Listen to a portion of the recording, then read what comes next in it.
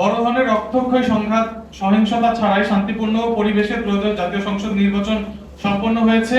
তবে দেশের কয়েকটি স্থানে হামলা, পাল্টা হামলা ও সংঘর্ষ ঘটেছে। সারা দেশে অধিকাংশ জেলায় নির্বাচনের দিন নির্বাচন ঘিরে অন্তত ৩৯৩টি অপরাধমূলক ঘটনা, যেমন কেন্দ্রে বিশৃঙ্খলা, জাল ভোট, পোলিং এজেন্ট বের করে দেয়া এবং বিভিন্ন প্রার্থী সমর্থকদের মধ্যে সংঘর্ষের ঘটনা ঘটেছে।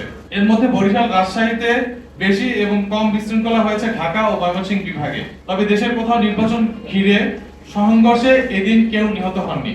নির্বাচনের দিন অনিয়ম ও বিশৃঙ্খলার যে ঘটনাগুলো ঘটেছে সেগুলো আমি সংক্ষেপে উল্লেখ করছি। ভোট কেন্দ্রে বিশৃঙ্খলা ঘটেছে ১৪৯টি, প্রার্থী ও সমর্থকদের মধ্যে সংঘর্ষ হয়েছে ১০৫টি, যাতে ১৪৫ জন আহত হন। জাল ভোট দেওয়ার ঘটনা ঘটেছে ৫৯টি, পোলিং এজেন্ট বের করে দেওয়ার ঘটনা ঘটেছে ১৯টি, দায়িত্বপ্রাপ্ত ব্যক্তির অবহেলা ১৩টি, ভোট কেন্দ্রে প্রবেশে বাধা প্রদান করা হয়েছে ১৮টি, প্রার্থীকে মারধরের ঘটনা ঘটেছে ৬টি, ব্যালট বাক্স ছিনতাইয়ের ঘটনা ঘটেছে ৩টি, অগ্নিসংযোগ হয়েছে ২টি, অন্যান্য বিশৃঙ্খলা হয়েছে ৩১টি। মোট বিশৃঙ্খলা হয়েছে ৩৯৩টি। এর মধ্যে গ্রেফতার হয়েছেন ৫০ জন ব্যক্তি।